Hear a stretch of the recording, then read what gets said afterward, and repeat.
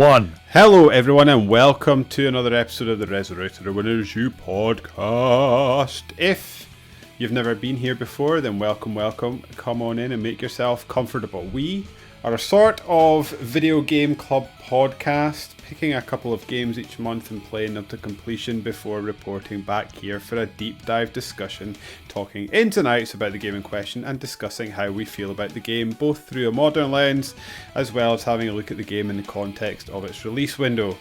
This week we have what is probably considered an industry classic and an all-time great. For many, it's a game that is thought of as the game, in quotation marks, that showed them video games were also for adults. That's right, it's the 1998 PS1 anime as hell classic Metal Gear Solid. But before we get into it, let's introduce ourselves. Coming to you this week from the wet and windy hills of northern Scotland. I'm a bit confused by Scottish geography. We'll come back to that at the end. My name is David, and sitting virtually across from me in sunny Essex, I assume, is Mr. Alex Aldridge. How are you today, Alex? No, it's not sunny. It's, as Partridge would say, raining. And I could not be happier. I'm sorry. What a horrible weekend that was just gone. Disgusting. You've survived. No more heat rage, probably, because that's maybe it now. I mean, I was still sweating after getting out of the shower this morning, but that's every day. Sweaty work, mate, and keeping yourself clean. I feel like now that I've said it, I've got to explain to people why I'm confused by Scottish geography, given that I've lived here my entire life. That's why I wrote sort of northern Scotland, because really, actually, if you look at Aberdeen on the map, it's kind of middle. Yeah, kinda. But the Highlands they do encompass the Highlands, but they are sort of on the left-hand side of Scotland. Yeah. The Central Belt. Shetland way, right? Yeah. The Central Belt is the bottom of Scotland. Yeah. And so we live in the northeast, even though we're in the central. So the descriptors of how you would describe Scotland doesn't make sense when you look at it on a map. So I'm not actually an idiot. Well, I am. I've been on enough podcasts to know that's a blatant lie. But there is method to my confused madness. I would still call it the northeast of Scotland as well. So we're all good. We're all good. So you're all good. No more heat. You've cooled down. What have you been up to in the lives and tribulations of Alex? You've had no wrestling to go to. Just been living your life in suburban England. Yeah. Pretty much. Has anything interesting happened to me? And if I have to think about it, it shows something about my life I don't really want to admit. I've been playing over the weekend, which was, as I mentioned, just unspeakably hot for no reason whatsoever. Well, other than a very obvious reason. We went to some sort of family barbecue thing, and luckily it involved multiple paddling pools and like super soakers. Excellent. And some stocks. So I got put in the stocks and had my niece and nephew throw wet sponges at me, and then eventually tip a whole bucket of water over my head. But I didn't mind because even though I was soaked through for the rest of the day, I was cool. But I spent a lot of the day playing Game Dev Story for a different podcast, and I forgot how addictive that game is. It's incredibly addictive. Yeah, it really is. Sort of just climbing the tree, though, isn't it? You never really tumble back down again once your games start getting. They just always get better. Yeah. You end up with hundreds of millions, if not hundreds. Tens of millions just constantly rolling in. Yeah. So let's see if I can. I feel like while you're looking that up, in a way though, that is, I mean, not completely indicative, because we've seen big products fail all over the place. But there was a period in which, and I'm sure it's probably still true, you can sort of market a game to success. There was that game. What was that game about? America, was it getting invaded by Korea? A unified Korea? Homefront. Yeah, that was one that wasn't that good, but it sort of got marketed into success. It got marketed to 5 million copies sold or something like that during peak Call of Duty. It turns out, I think, that, oh my god, that my biggest selling game. Obviously, I made my own console. So for anybody who doesn't know what Game Dev Story is, it's like Game Dev Tycoon, where you run a video games company and you get to hire staff and make games in different genres and eventually build your own console, which I did as well. So it looks as if my best-selling game was one of my most recent ones, which was called NBA Jazam, which was an action basketball game, sold 33.9 million units. Wow. Yeah, good going. Beating the previous top seller, which looks as if it was my football game, Big Ange Ball 23. I made a mini-skirt trivia game called Pure Filth. That didn't do that well. No. I made an online architecture sim called Sex Cauldron, which was 16. Yeah, that's some really bad sales here. I did a music and drums game called Smash Your Mum. That did 23 million. Did you sell it? Was it a Richard Keys edition? Yeah. Yeah. A virtual pet RPG called Dog's Dick. That sold 15 million. Game of Scones, an online medieval RPG, 21 million. That. Yeah, that's a strong name. I had a couple of wrestling games called the Grapplearium. They were like 24 million sellers. That was pretty good. I had a skiing game called Keep Watching the Skis. And an action RPG hunting game called Cunt Hunt. And that's sold 22 million. So there's more than that, but yeah. I spent a lot of my weekend just ignoring everybody just to play that shit. There's worse ways to spend a weekend than playing Game Dev Story. Which, you could watch rugby, right? Yeah. I was trying to think, I think when we were at uni, that is like probably peak David playing mobile games, and Game Dev Story is one of the first I can remember, like properly losing some time to. There was that one, and then there was the game, it was a bit like Tetris, but squares, that just had that really happy theme music. I was a big fan of that, but it's gone now. I can't remember what it's called. Yeah. And it's just unavailable to buy anywhere. I'm never going to remember what that was called, but that music was fantastic. Yeah. That was a brilliant puzzle game. Yeah. And now it's going to do my head in that we're not going to remember that for the entire podcast. And we'll never see it again, because I remember trying to look for it one day, and it's just gone. You can't even re-download it. Yeah, that's the worst thing about it. Is like if you've paid for it and you own it, that's it. There may be there's like an old iPhone 3GS or 4 sitting around with a game on there. You know, like how when Flappy Bird left the App Store, Flappy Bird iPhones were going for big money. Yeah. Or PS3s with that Kojima. PS5s with PT on it. That's the one. Yeah, that's appropriate.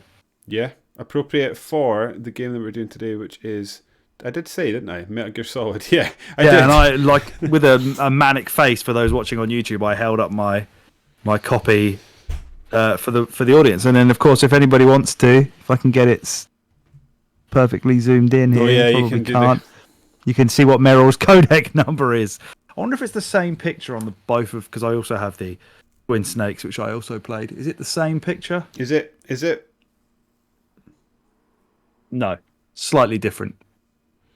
It's funny, but it is It is from the PS1 game. I can't imagine. Well, I was going to say I can't imagine many people that come into this game new, but I bet you there are. So I bought the PC version on GOG.com, and it comes with none of that.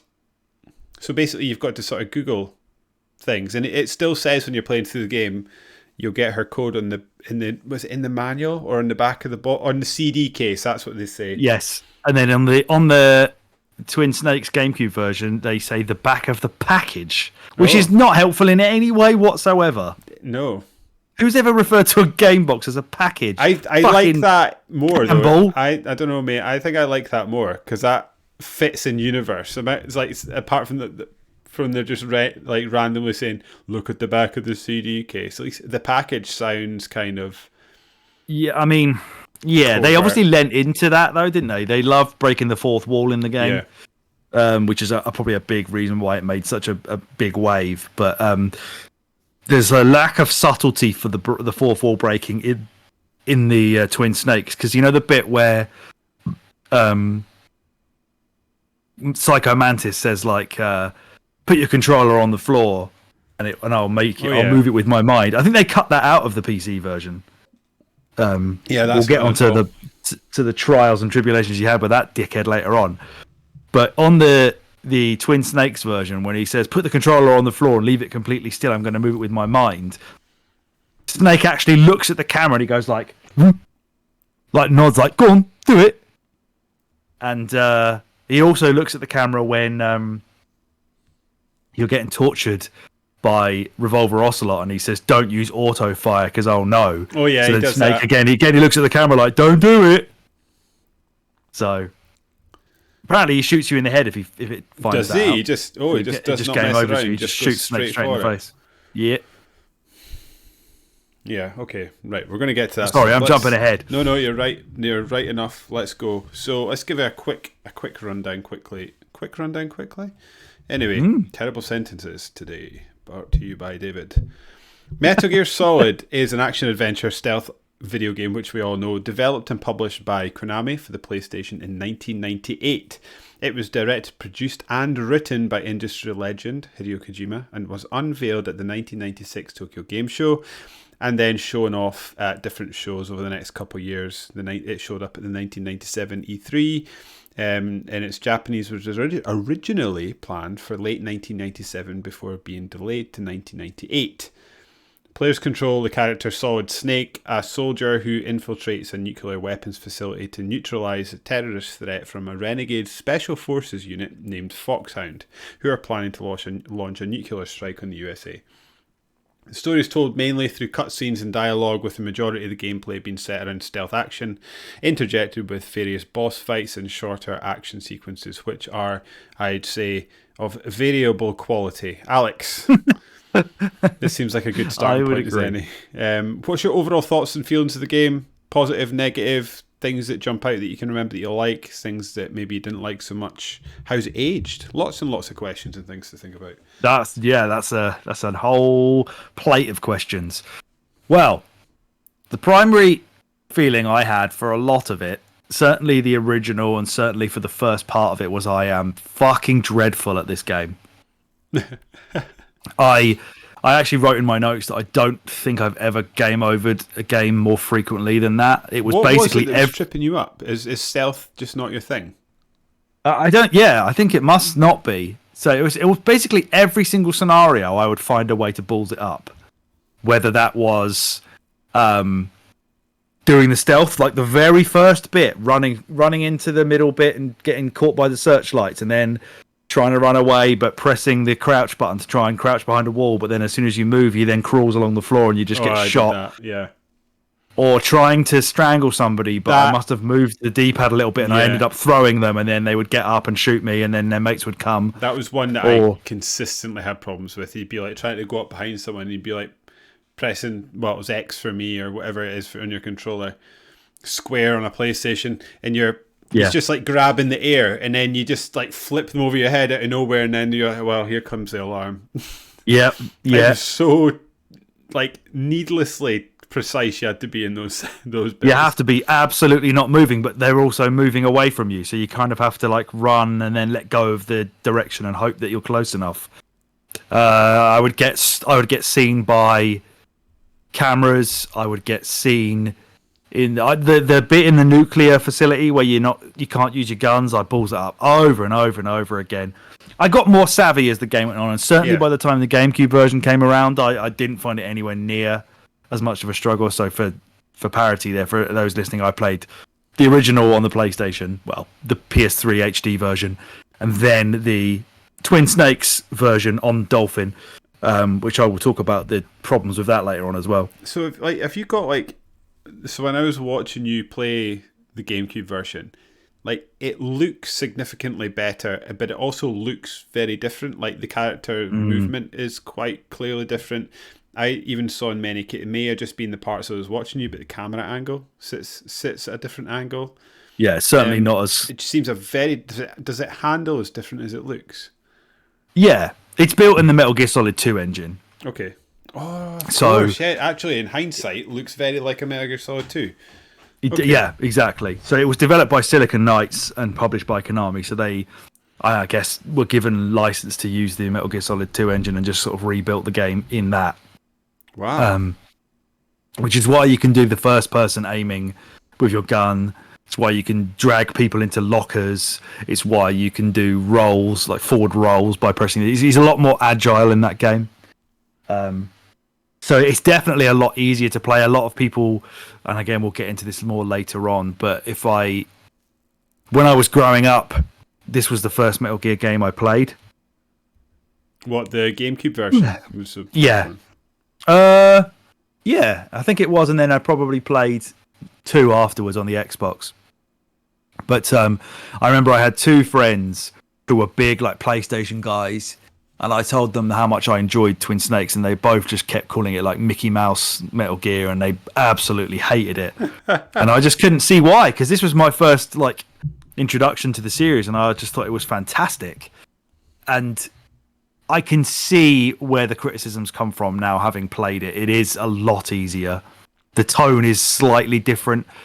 Is the voice acting just carried across? How No, they re-recorded everything, which is really weird. And then apparently they didn't really change a lot of the actors and actresses for it, but they did do different voices. So Naomi in the original is clearly supposed to sound English.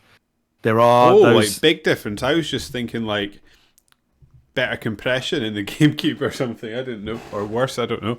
Oh yeah. No. So it's all re-recorded. So that Naomi in the PlayStation, she sounds kind of English. Like it's an American person clearly doing an English accent, but that's what she's supposed to sound like. Even though she's kind of like part Indian, and then says she has that color skin, but she's pale as anything in the game. So that confused me. In the GameCube version, she's just got an American accent, as does what's the woman's name? Fei Lin. Mei Ling. She has a Chinese accent in the first game.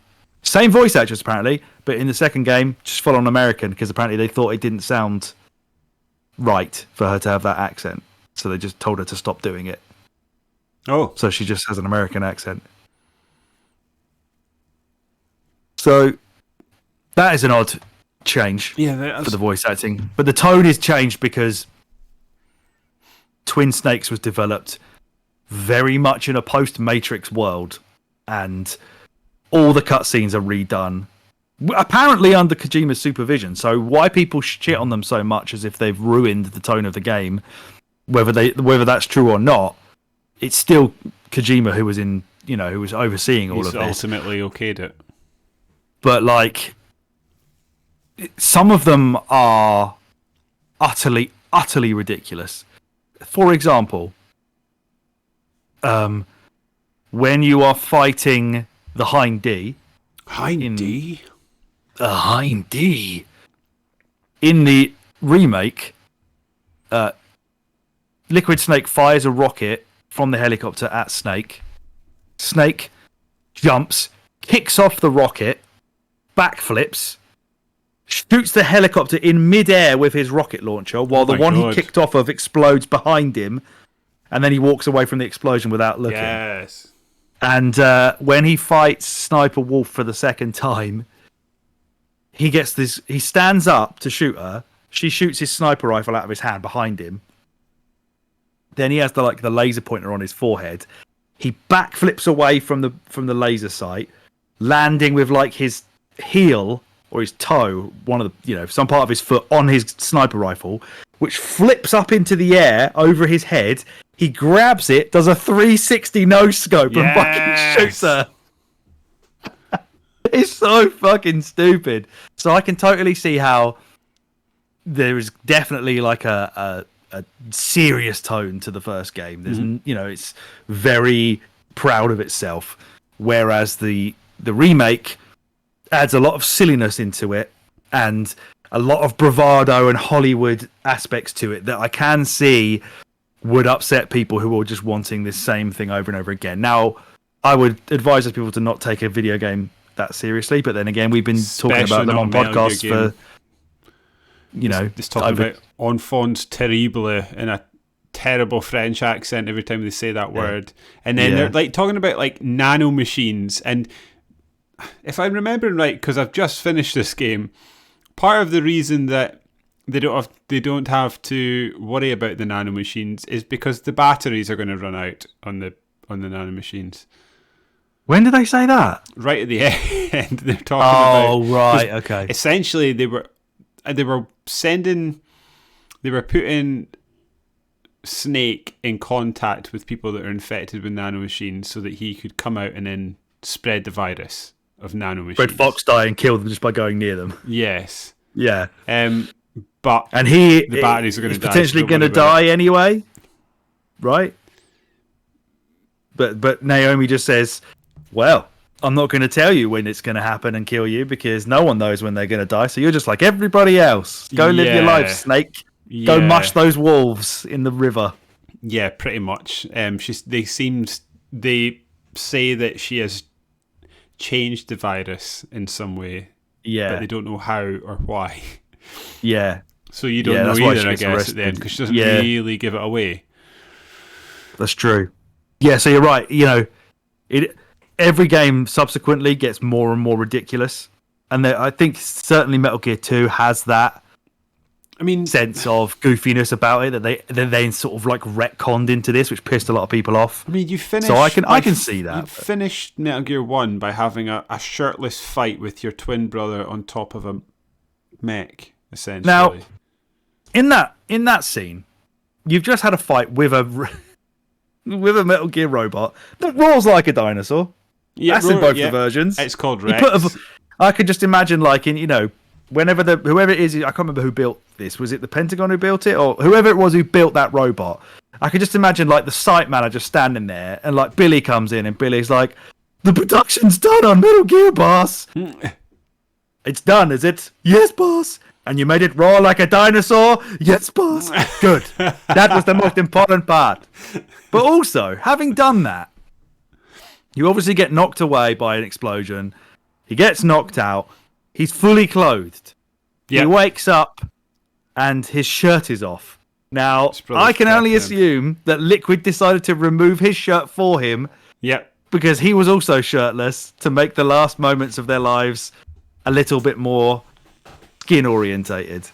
I can't understand why he decided to de-shirt him for his last monologue / fight. But no, I don't. And again, it's got a gritty tone, boys. A gritty tone. There's also a bit where like they have a massive conversation about the midpoint of the game about how you men, because like being a soldier is like it's like a sport for us. Yeah. And then at the end of the game, the Snake goes like, killing's not a sport or something. Literally, like violence is previous. Not. Yeah. And it's just like, you literally had said that the whole thing was like a sport, and she was like, they were talking about was it Sniper Wolf, and she was like, why would you do that? I said, you just don't understand. And then it was the ninja. What's he called again? Grey Fox. Grey Fox, yeah. Which is another whole thing. So like, oh my god, so this story has just got layer upon layer upon layer. So there's Foxhound that are the sort of rogue terrorist group. Yeah. And then there's the government, which are also up to stuff. And then there's, so what did you call him? Cyborg Ninja? Grey Fox. Grey Fox, yeah, that's the one. He's sort of doing his own thing as well. He seems to just be like following Snake around looking for a fight, basically. He wants... He apparently wants to fuck up Snake because Snake killed Naomi's parents. But he didn't. But no, because Grey Fox did it. Yeah, so that's the reason. that Grey Fox is looking for you, because you killed Naomi's parents. But then at the end, he's like, tell Naomi I killed her parents. And then and then Fox doesn't do it. No, Snake doesn't even do it. He doesn't do it. Yeah. So I don't know why. Grey Fox goes out like a real man. Crushed by a fucking Metal Gear. Yeah, who like noses him up against a wall for a little bit. I love that bit. That's absolutely savage. Just completely slams him into a wall so he can then sort of jaw at him about jackals or something. It crushes him to a pulp. Yeah. I tell you what, that final part of the game where you're on the back of the truck, I hated that. So out of place. I just had to basically shoot and then like wave my gun back and forth because you couldn't aim that thing. There was a bit. Is it the second time she like skids to a halt and just like sits there and waits while like 4 people shoot at you? I just couldn't get them. I lost like so much health in that section, just missing them over and over again. I think I lost health in that section purely because there was a guy in my blind spot I didn't know he was there. So I'm gunning down loads of blokes in front of me, and then I realised there's just a man like on my left just still shooting me. Like, are you going to get me or what? Sorry, yes, you're right. I can't progress this tunnel until you are murdered. So, thanks for waiting. This game, though, is absolutely rammed to like the gunnels. Yeah, that's the right word. Rammed to the gunnels of like little bits. So like there's like getting the dog to pee on your box so that they don't attack you, but then you also punching Meryl and then hiding in it. But then you also pick up a handkerchief of sniper wolves at some point. Yeah, which so you don't need the same box later. Thing. Yeah. There's the armor that you have to put on and off, and now I noticed actually when you put the armor on, it's visible on the character model, which is pretty good. Quite good for 1998, and it, like having to make sure your gas mask's equipped and stuff.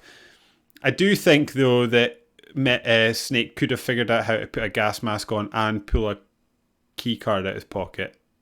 Yeah, you didn't have to take the gas mask on and equip the key card. There's a lot of things that he does that are odd. There's that, and there's also the box bit as well, which annoyed me. The fact that you had to stand up to put the box on, and if you wanted to crawl under the thing, obviously you have to take the box off, crawl under, so when you go through the other side the dogs then see you, and then you have to put the box on before they come and kill you. The only time I ever used the box was when I was sneaking into the room to get my, like when you're inputting the card data that you had to go and like and stuff like that. I used the box so I didn't get pinged by the cameras in there, but other than that I didn't use the boxes. I didn't use it other than for the dogs. I really wish I did, actually. One thing I was going to say, though, Twin Snakes, you don't have to equip the key cards to open doors. Okay, I think just that's opens smart. Them for you. That is smart. Yeah, it's just good game design to not have to make you equip a card to open a door. But yeah, I sort of appreciated all that stuff, even if actually in reality it doesn't really make much sense in a lot of what you're doing. And then there's like the areas of the map where you're walking around where there's like just like inexplicable design choices, because if I understood right in my research that Foxhound, is it Foxhound, are they the terrorist group? What did I call them? Yes, they took over a government facility, so this is like not even made by the terrorists, this whole area that you're in. So like, when you're walking along and the floor will open and just like plunge you to your death as you're like running along. Yeah, who installed any of that? Yeah, and it's I really enjoyed it, and I guess like again I have to remember like in 1998 it was probably oh my god this is amazing, but like when you're like listening to soldiers talking or someone's talking and it's just like oh we've repaired holes in the walls but the cement hasn't dried yet, so you can just see the different colours on the wall and you're like oh that means I can go through that. It took me a while to find that bit of wall, I'm not going to lie. For me, yeah, because it's like right up against the bottom wall, and you can't. A lot of the time you couldn't see it. I struggled with stuff like that. So, like in the cave with all the wolves going about, I couldn't ever find the hole I was meant to crawl through. Especially as I was looking at it through a box, which, to be fair, it actually gives you the vision of through the hole in the box, so you get such a tiny little window to look. And at one point as well, like I was trying to find it, I'd gone up to one end and realised it was the wrong way. I turned around, there was like 4 dogs just stood in front of his box, just looking at him. So I can't see where I'm going. Could you please, dog? Can you just move? I know you love me now because I smell of your piss, but can you please just move out of the way? There's so many, like, those parts of the game are what make it memorable. And then if you add on the top that it had this like type of gameplay that really hadn't been done to that extent before, and we talked about Resident Evil a couple of episodes ago where the voice acting was like unforgivably shit. Yeah. Like you should have scrapped, just talk to any Englishman or English speaking person and ask them if that sounds normal, and every one of them will say no. the voice acting in this is incredible, like still good. Yeah. But for 1998, it's like unbelievable. This is like video game Oscar shit for 98 standards. I would say some of the script Ridiculous. writing is hokey. Yes. Yes. But this is why, like, I'm confused about why people were so annoyed at the GameCube version being silly, because to me, like, it is silly. But then I always assumed it was deliberately so, but maybe not. Maybe in the day this was like the peak of video game seriousness. But like the way Snake speaks to women, and then like at the end of the fight, got a great butt. What? Yeah, and there's a couple of times where someone's back. Was it Sniper Wolves as well had one, and everybody's just like staring at it every time she comes in. It's like. And then there's it's. Do you know what really bugs me though? But movies and stuff do it all the time as well. It's when he's just killed his twin brother, and the whole facility is about to explode, and you need to escape. And then she's like, "Oh, I guess we won't get to have a love scene after all." And he said that, and then she's like, "What a shame." And then he goes away, and she was like, "Oh, you need to put on some clothes because it's cold outside." And he goes away and scurries under Rex to get it, and he comes back and she's like, looking good. It's like, just making my insides crawl up inside themselves. And then there's the whole Naomi saying about serious? Maybe you can strip search me later or something. Was that ever serious? I guess were movies like Demolition Man and stuff like that, were they serious ever? I don't know if some of it's down to the localization, maybe. Time and place. That's throwing them a bone. Yeah, definitely a time and place. You're right. You're absolutely right about the way that he talks to women. It is weird. It's like wild, the sort of shit that he keeps saying, and like how every single one of them just sort of fawns after him. Like Mei Ling does, Naomi does, Meryl kind of does. Where he says she's not got the eyes of a killer, she's got beautiful eyes or whatever. They fall in love with each other and like become like soulmates after, I don't know, spending a grand total of like half an hour together. I mean, you know, that's how movies work, right? Yeah, that's, yeah. When you know, you know. Exactly. There's a bit because in the Twin Snakes, now I don't know if this dialogue's in the original, but I submitted in the torture thing in my second playthrough to just get past it because I wanted to see what that ending was like. Oh, you had Metal die then. Yeah, PSA everybody, if you're playing a game on Dolphin and you're using save states, don't update Dolphin before you finish the game because your save states won't work anymore. So that was the end of that for me. But there's a bit where she's died and someone says to him like, "Oh, Meryl was special to you, wasn't she?" And he goes, "Yeah, special. I mean, tomboys don't really look like that, do they?" Well, yeah, he totally digs her out how she looks as well at some point, doesn't he? And then because you and I were laughing about the fact that she's like, "I don't wear makeup like other women," when she's looking in the mirror and it's got those like PS1 like she's just got no eyelids, like, no eyeballs, just like I don't look like normal women. Like, no, you fucking don't. No, you don't. I love how this seems to have like tried to tone down the overacting from Resident Evil 1 where everyone's like moving their arms like I'm a little teapot dance they do love a stand still. Like even Snake does it at some point when he's chatting to someone, he just like stands still with hands on his hips. Yeah, but they seem to have just animated their head, so all they're talking is just like up and down head. This is me to let you know that I'm talking because they couldn't even animate the mouths or whatever. Was it? Yeah, I think it was when he was speaking to Otacon, and Otacon's like, "Snake, do you think it's possible to fall in love during war?" Or something like that. He fucking says he followed Snake all the way up there to ask him that. That's why I followed you up here. And Snake even says, "You came all the way here to ask me that." Are you tapped, mate? What are you doing? Isn't that the bit that like directly precedes you being in the lift? And then it's just like maths for absolute dickheads. And he's like, "Gee, Snake, I'm pretty sure I saw there were 5 stealth suits in my office. There only 4. And then I went back there and they're all gone." And he's like, "Come to think of it, the weight limit did go off in this lift where there's nobody in there. I wonder why." It's God, it's so funny. Suddenly realising there's invisible men in a lift with you. Also, like, absolutely Otacon's fantastic. maybe, now we're speaking about it, Otacon's maybe like stealth because he's in a stealth suit. Badoom, accidentally one of the best characters in the game as well. A big fan of when you kill Sniper Wolf, and then he just comes out of nowhere and he's like, "No!" And then she's just like, they talk about, they have like a man to man. And then she's just like, yeah, I've just been looking for someone to shoot me. And Snake's like, oh yeah, okay. And then just like gets ready to shoot her, and he's just like, yeah, okay, that's fine. Because he's like, I love you. And he's like, oh, you're just way to shoot. And then he's totally fine with her getting shot. Just absolutely, but he's also okay with that. Well, he's certainly fine with Snake shooting her. Yeah. He's just like, oh, I loved her. Lets her carry her gun over to her. As well, she's like, this is what I mean. Why did he love her though? I have no idea why he loved her, but this is also why I cannot.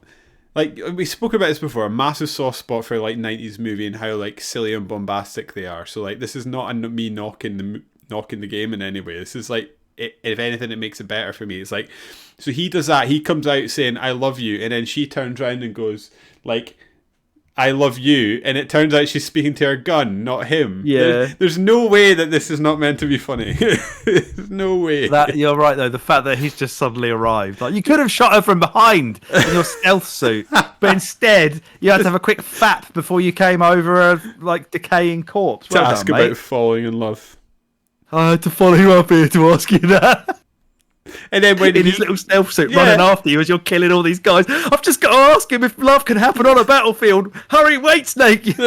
Slow down. I like how quickly, I don't know if you were watching at the time, but I was certainly streaming when you have the fight with Grey Fox and he's done his ankle in. Oh, and like, pissed all over himself. He's like hobbling about, and then he like puts the stealth suit on. You just see him sprinting out the room. Proper faking it. He was faking it all along. I'm just like listing things that I like Otacon did now, so sorry, but like the other one, and then we can move on, I guess. When he's like, when you phone him when you're in the cell, and he's like, I need rescued, and he comes up with a tin of tuna and some tomato ketchup. No, that's actually, but in the Twin Snakes, because that's actually a ration, he just gives Snake a ration and some ketchup. And he's handing in the ketchup like, I thought you'd want some food. I can come back with more. This is a condiment, mate. I don't know if it even is food. Otacon is, yeah. What a complete and utter goof. He's amazing. He is amazing. They're loving Sniper Wolf for no reasons other than she's got some cleavage on show, I reckon. I think that's it, because she's a bit of a psychotic killer, and they even mention at some point she like the people that she decides she's going to assassinate, she falls in love with them before she assassinates them. Yeah, something unhinged about that. But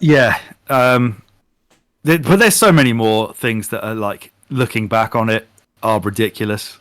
But in the best way possible. Like, I'm so on board for that. Because, like I say, and again, like I know I'm probably offending people, because there's people that get much in the same way as I actually, like, not secretly, because we do a whole podcast about it, but like, I like the Gears story, and I know a lot of people think that's silly. So, like, I know how people feel, but like, how convoluted the story is about, like, injecting nanomachines into you and stuff like that, and like, there's no way that this was meant to be serious. I cannot live in a world in which Kojima wrote this script and thought, I've nailed this, I would win an Oscar. I think, and I guess part of it is, Japanese humor is heavily leans into slapstick. They have refined a lot of genres of entertainment.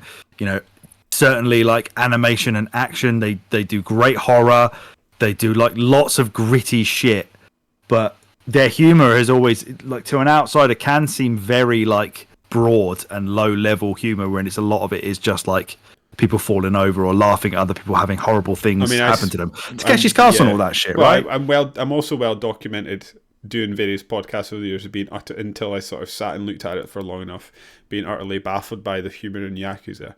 I couldn't work out if it was meant to be laughing at it or not. I just couldn't figure Yeah.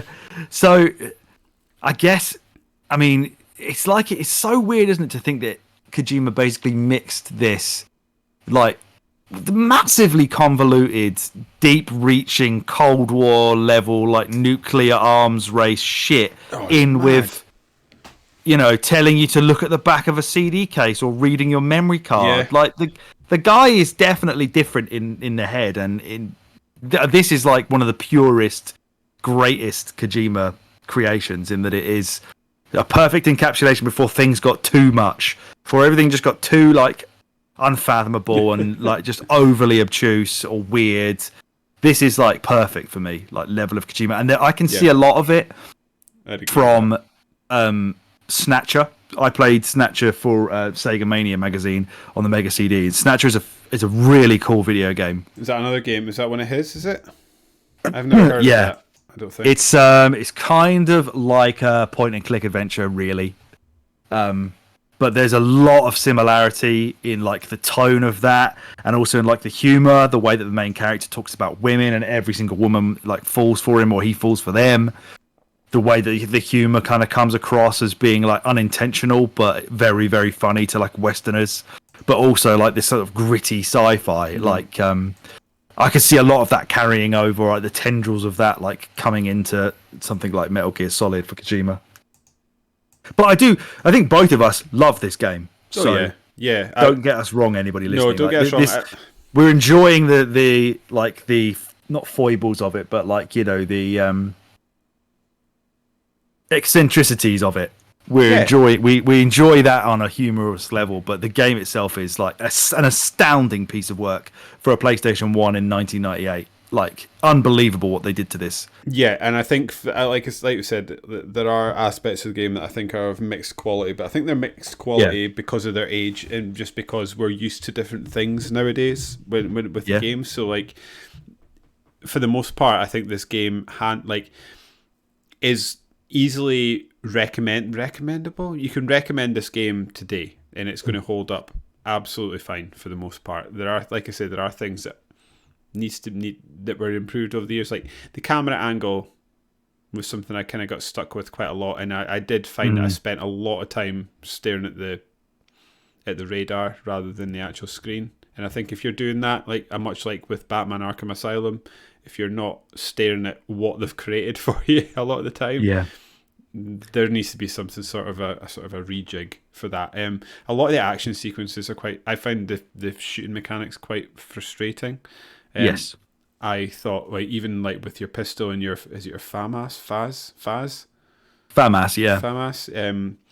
Those sections where I basically got into a routine of making sure I was coming at enemies in straight lines because I was struggling to aim at people in diagonal directions, for example.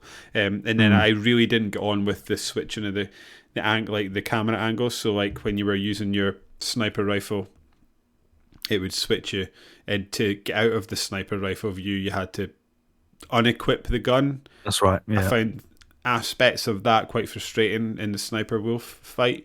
You do get used to it. But it's also like as well because as soon as you equipped it, it automatically aimed down the sights for you. So if you were trying to just like have the sniper rifle ready, you can't do that. As soon as you equip it, he's zooming in miles away into the distance, and then you lose all your perspective of what you're actually supposed to be looking at, which certainly for that second sniper wolf fight makes things really like disorientating. Yeah.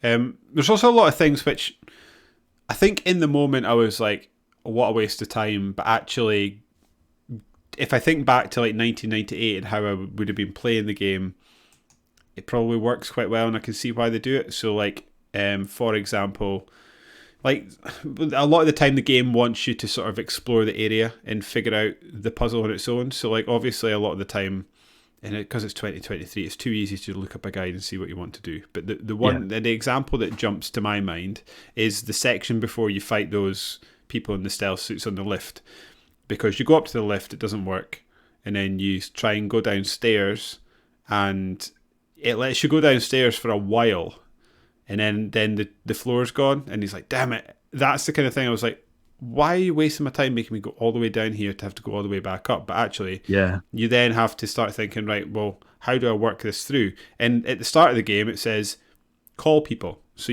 I would guess at that point you would start working your way through who you've got on your call list. Yeah, until you get to Otacon, and then that would sort of kickstart the next phase of the game, which would then lead on to the next boss fight, and then activate the lift and stuff like that. So I do like it, and I do appreciate it. I actually think that's quite brilliant, really, isn't it? Yeah. That you've got like an in-game guide that actually fits into the narrative of the game. Other than the fact that it's kind of intimated that Snake can see people, but that's bollocks. Like, with the when you're on the comms. Yeah, because there's a big reveal, isn't there? Where Master Miller turns into liquid and he goes, "Did you like my sunglasses, Snake?" Yeah. Like, what are you on about? He's in his fucking ear. How's he seen what you look like? I just like the idea that he's a method actor and he's just got to get in character. He's got to put on the costume that he's made before he can pretend to be that guy to Snake. He's constantly like tying his hair back, putting shades on to then have an in-ear conversation with someone who can hear him only. This'll do him. He won't believe it when I take these shades off. He'll probably hear it in his inner ear bones. Because I never needed it at the point, because the next thing I was going to say, the other things that I quite liked is like when my ration packs kept freezing. I thought that was unbelievably like an awesome cool. Yeah. Why I had cold medicine. You said you needed that at some point. Do you start sneezing? What causes? Yeah, and it gives you away to guards. Right. Okay. Because I never. Livid. I never. That was in Twin Snakes though. I didn't get him coughing and sneezing in the original. It must be in it though, because the medicine's in there. I got it after the fight with Vulcan Raven, I think. Right. Okay. And probably after being outside in the canyon. He got it he got it loads on Twin Snakes. I didn't get it at all on the original. I guess there's a chance then that I did have it and just never noticed. So after Vulcan Raven is when I noticed that my rations were frozen. That is unbelievable. And I needed health, so I took it wondering if it would give me health, and it didn't do anything. So there is a chance I did have sort of a cold and I cured it without noticing. Yeah, honestly, one of the times he sneezed was like, it was perfect. Because it's the bit where it's in the nuclear building, the room where you can't shoot, and it's got the big nukes all lined up, and you've got to go up the stairs and go in the lift, and there's always a guy on the corner of that walkway at the top, and he'll come around the corner, and you can like hide against the wall next to the lift while you're waiting for it to come up, and he'll walk past you. But obviously in these games, if Snake leans against a wall, it does give you a camera angle so you can kind of see over the shoulder of Snake behind the wall. And I had a perfect shot of the guard just kind of looking over the edge, and then Snake just going, "Achoo!" And the guy just turned around and got me. It was brilliant, but obviously pissed me off because I probably died about 7 times in a row already. That was also really the area I discovered that the material in which you were running on made a difference. Yes. So I didn't realise until then. So usually you can sort of run about speed, and then there's a bit I was like avoiding a guard, and I started running down. Obviously, I went over a metal grating, and he's like, "Huh?" Yep. And then he comes looking for you, and they come looking for you at a decent clip as well. They do. They one thing that did piss me off a lot of the times is that if you ever got caught, a man would be next to you straight away shooting you, which is bollocks, because it's like, you weren't there, mate. There's 2 blokes in this room, and now there's 10. And of course, there's obviously the fact that the enemies would probably regenerate sometimes if you go back in the room again. Yeah. Now, another cool thing about the Twin Snakes remake is that if you kill a guy or take him out, you'll hear them get a call on their radio, and they'll be like, "Why aren't you responding? What's going on?" Oh, good. And then you'll hear like a voice over a PA system be like, "There's no response from people in wherever. Send the backup unit in." And it's just a little touch, but it kind of explains to you like, that's why the room's repopulated when you go back, because no one was responding, so they sent blokes in to sort it all out. So I thought that was a really cool little thing that they added in there that kind of makes, annoying because it means they respawn all the time, but it at least explains why.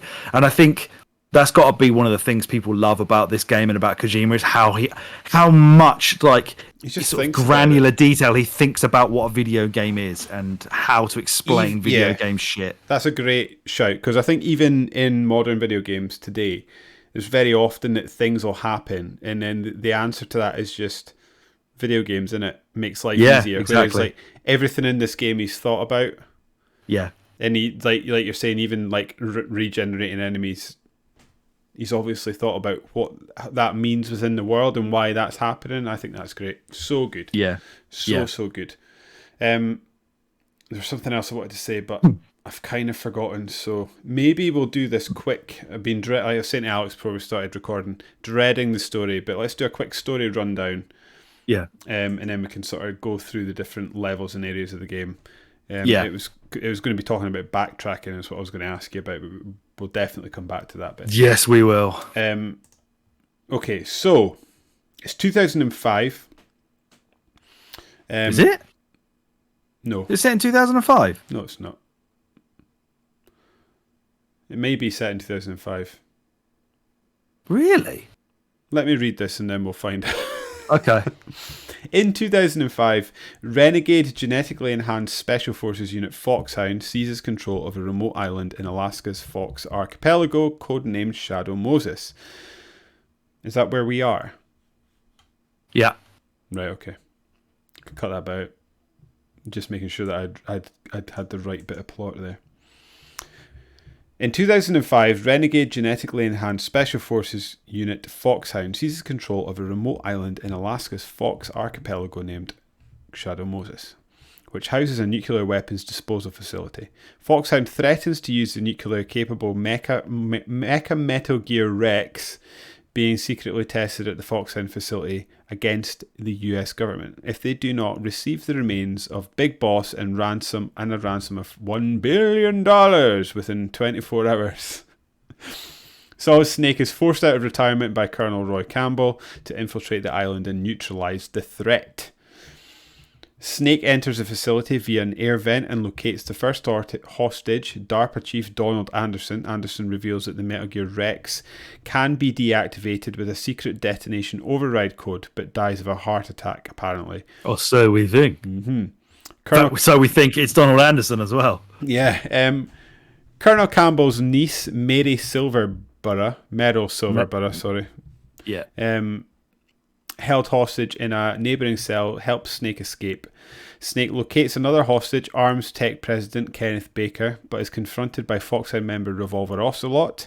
Their gunfight is interrupted by a mysterious cyborg ninja who cuts off Ocelot's right hand. Baker briefs Snake on the Metal Gear project and advising him to contact Merrill, whom he gave the PAL card that might prevent the launch, but he too dies of a sudden heart attack. Very fishy. That's so funny when he basically is like, I forgot what her code is. Shit. He gives it like, you've got to contact Merrill. What's our codec number? Don't know. Check the back of your package. Should we talk? Should we interrupt that then? Sure. At that stage, let's talk about the Revolver Ocelot fight. Did you? What I mean, if I'd have told you how to run while shooting, you probably would have found that easier, right? I would have found it much easier. Sorry, I'm trying to move this so that I can read my writing. Obviously, getting blind in my old age. Yeah, I think it's fairly straightforward. I wouldn't say it's particularly exciting or fun overly. I mean, it's not unfun and it's not annoying, but I find it increasingly difficult to get sort of. And again, bearing this in mind that this was the first time I'd sort of touched these controls in a long time, making sure that you were sort of in a good line to be able to shoot Revolver Ocelot, I found it quite difficult, and I did find a lot of time I was just endlessly running around. To the point that I often wasn't even particularly worried about getting shot. I was just. He never seemed to hit me that much either. No, it was more getting in position to allow you to shoot him that was the sort of challenge of that boss fight. What did you think of it? Yeah, I completely agree. And when I played it on the Twin Snakes version, I absolutely just wiped the floor with him because I knew how to run and shoot, and I was basically just a few yards behind him, just following him every time. So I was able to just continually shoot him. I did it in like seconds, but the first time around, if you go towards him, he would always just go the opposite direction. So it's quite hard to kind of cut him off at the pass. Even when he was reloading, you almost have to that boy reloads quick. Yeah. I actually really like the fact that it shows you how many bullets he's got left, as if the tactic is avoid him, and when he starts reloading, go in for the shot. But he would run while reloading, the cheeky sod. So it's like I can't even shoot him now while his guns are down. It's quite annoying. And obviously there's that little I think it must be ammo crate that's right near the wires. Yeah. That I actually died on. I think it was on Twin Snakes, actually. I tried to go get them. I thought, I'll just go grab these bullets. And then it obviously pushed the direction too hard and blew the whole bloody thing up. But the enforced use of the D-pad, no matter what version you're playing in this boss fight specifically, was quite a pain in the arse. You know, you can aim by holding the shoot button down, and then you can kind of turn Snake around without actually firing, and you can watch where the laser sight goes. But my thumbs were starting to get sore, having to use the D-pad to run around in circles over and over again. I'm not going to lie. I guess this is like the opening sort of gambit of the game, where it sort of sets out its stall and tells you what it's going to be about. And I think this is actually a really strong part of the game, because I was almost instantly hooked. I think the atmosphere that it builds, the sort of intrigue, and actually just sort of encountering people and like obviously killing them off quite quickly, seemingly by the same way, and then it opens you up to the mechanics. You're sneaking around. It teaches you how to sort of do the stealth bits, and that you can crawl into vents and stuff like that, and interacting with different bits of the environment. Follow the rats. I think this is a really, really strong part of the game. The other thing, I'm sure I wrote about this in an article I wrote for something at some point over the years, but even bearing in mind this game is late 90s, when you go into the cell and if you look in the toilet, you can see maggots and stuff going about. Yeah. I think like the attention to detail in this sort of opening part of the game is just unbelievable. Yeah, agreed. Very much an anime storyline, like to me anyway. I'm not someone that is overly immersed and seeped in anime. I'd think the bad guys are quite anime in feeling. Yeah, I mean, why have a nuclear warhead that you're going to fire on the United States when you could put it inside a mech, right? Yeah, exactly. That roars like a dinosaur. The other thing that I guess is probably worth noting at this point as well, because I got confused by it and I had to get you to point out to it, it puts the voice actors' names under the characters at the beginning when you first encounter them. Obviously, because it's emulating this sort of cinematic nature, because not many games had been like that up to this point. Exactly. I was very confused and thought they had given all these characters two names, and this, like, one was a code name, and I was like, what is this? I think it just shows like clearly they knew that they'd knocked that part out of the park, and Kojima's obviously like spaffing his jeans over the fact that he's got all these great voice acting performances that he feels confident enough. Imagine if they did that for Resident Evil, when you got like, Jill, don't open that door, and they're like, this guy is somebody you're going to want to call after this because he's going places. You are right though, like given like the relative times that these games came out, the voice acting is next level. I mean, specifically I would say, because some of them are a bit shit, it's not like 100% hit rate. I would say Vulcan Raven is pretty bad, where he's just talking like, hello Snake, I'm going to get my raven on you. To me he sounded like someone that was trying to do an impression of Arnold Schwarzenegger.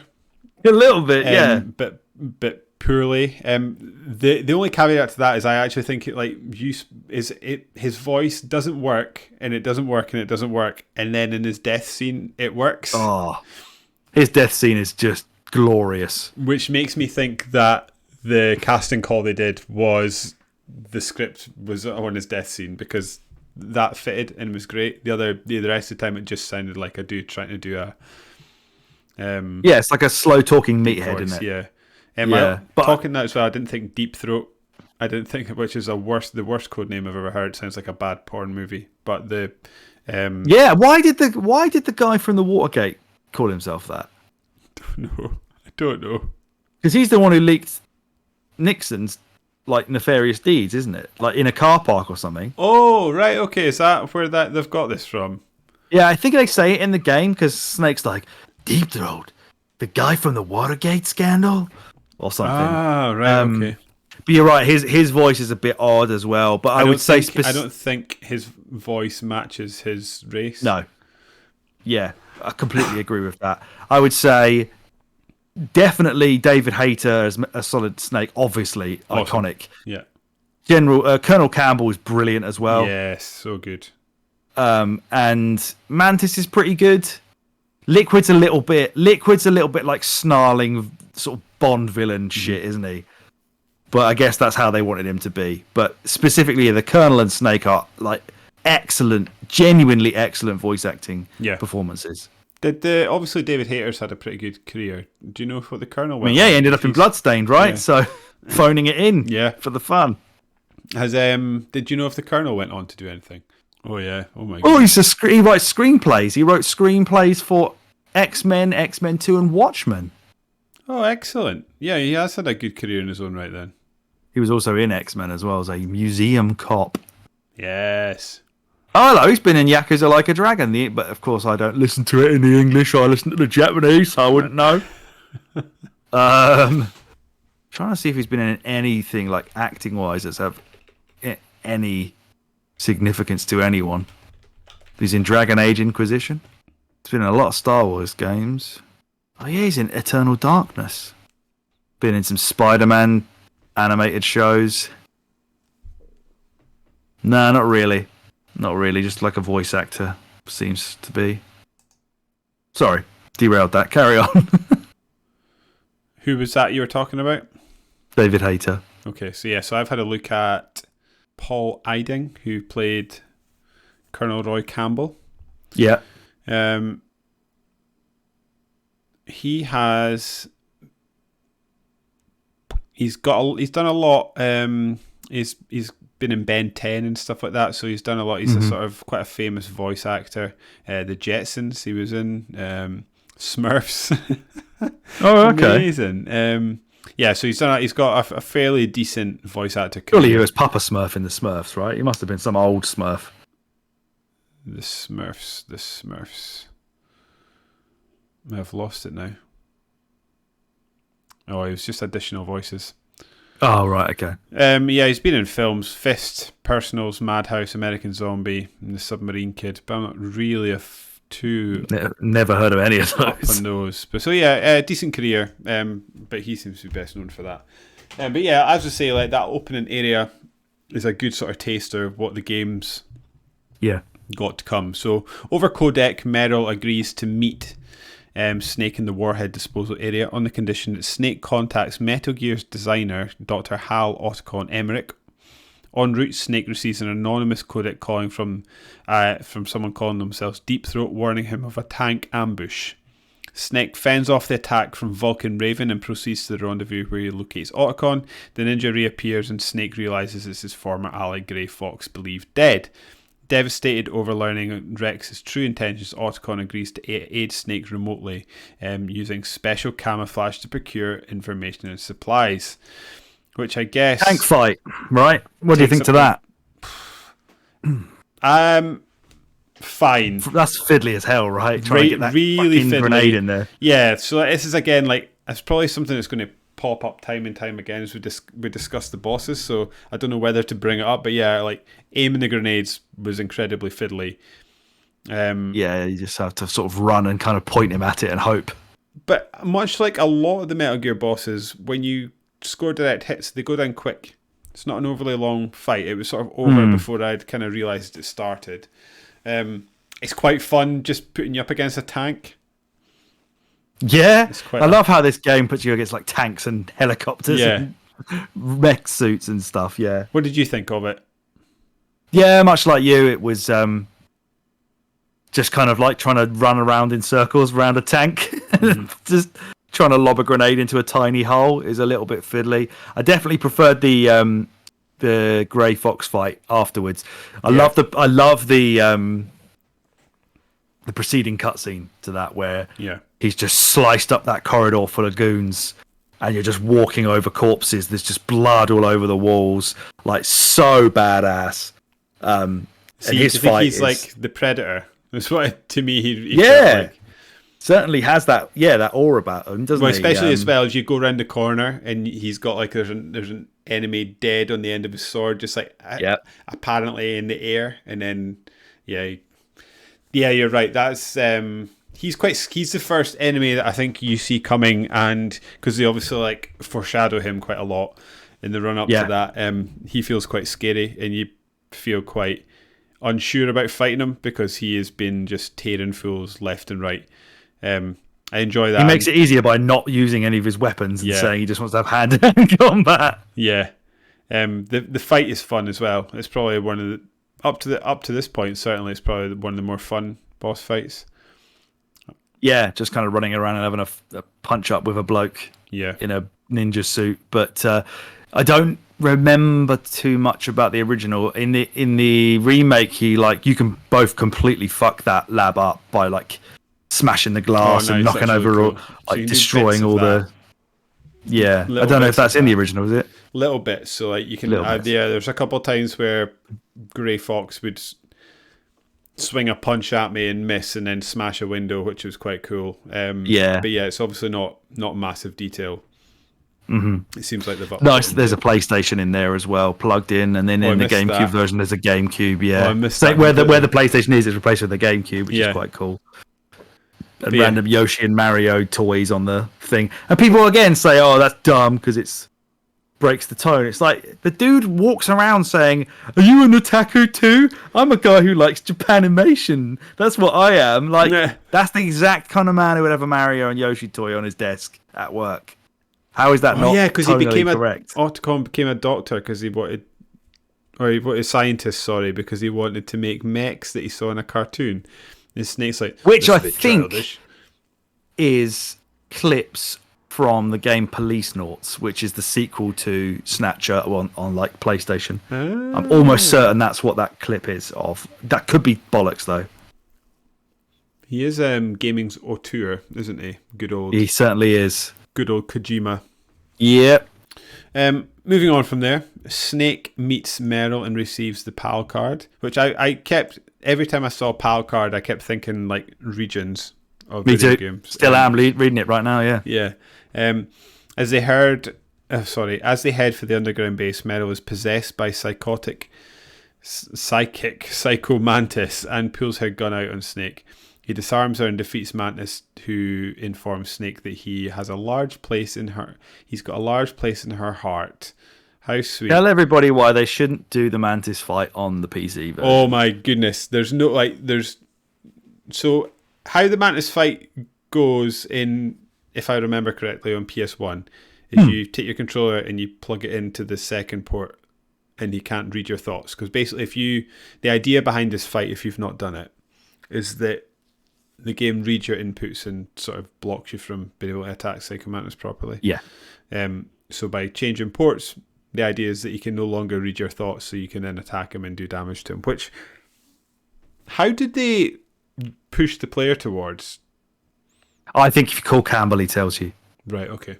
Because in the Twin Snakes version, you have to do it multiple times. You have to, because there's 4 controller ports now. I had to do it 3 times in that. Okay. So when I was playing, because I was playing on Dolphin, I had to like open the Dolphin menu, go into the controller settings, set up, because I was playing with a GameCube, like a Wavebird controller on the old USB adapter that they did for the Wii U for Smash controllers. Yeah, so I was using my Xbox controller as the second controller, and I kept having to like map it to the second, third, and fourth port, and then have it set to like always connected or something. Oh, fucking what a ball ache! But even that was better than having to use the keyboard. Yeah, I'd use the keyboard, and they do it the wrong way around as well. So I was having to move with the arrow keys with my right hand, and then you were doing the controller inputs and the buttons with your left hand. So even like if you imagine on a controller, the D-pad's on the left and the buttons are on the right. They had flipped that. Yeah, so it's Doom style, I think. Yeah, so I was trying to do the WASD controls, so like move about with the WASD keys. No. It wants to be using like tab and control and the alt button and space. Oh, God. With you using the right hand to move about, and it was truly awful. Again, that's where I sort of learned my come at enemies in straight lines. Don't try and shoot them diagonally. Thing, because my brain could sort of figure out how to run straight onto an enemy and then shoot, but it was truly awful, which is a shame because that's an iconic fight within that so game. Cool. And so cool takeaway feeling from that was just frustration. And now I do want to caveat this I wasn't playing a stolen copy. I actually paid Oh, money yeah. for this. Yeah. It's just not good. It's not good. But it was never built for PC. So trying to give it a bit of a break, but they're also selling it on PC for real money. So Yeah, because I don't know obviously how much of a break to give them. It's not likely to ever be the case. But if you don't have a keyboard for whatever reason, you cannot do that on PC at all. I don't think it also did the bit where it says like Hideo in the screen where it goes black and it says it like the old, like when you're changing the source on your old CRT TVs and you put it on like, AV1 or whatever with that green text. Oh, I didn't on see the that. original PlayStation version, like it does that as if your TV's changed channel or your source has disappeared and it blacks out the screen for a few minutes. But you got robbed of that. He also doesn't talk about reading your memory card. No, he doesn't. Telling you what you've been doing, which I remember him talking about Smash Bros. The first time I ever played this, and Monkey Ball on the fucking GameCube, which is so funny to hear a psychotic psychic be like, "You've played Super Monkey Ball."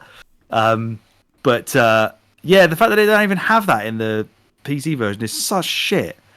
Doesn't tell you he's going to move your controller with his mind and you've got to put it on the floor and stuff. He's like really cool shit. Yeah. But you were robbed of it. He's the...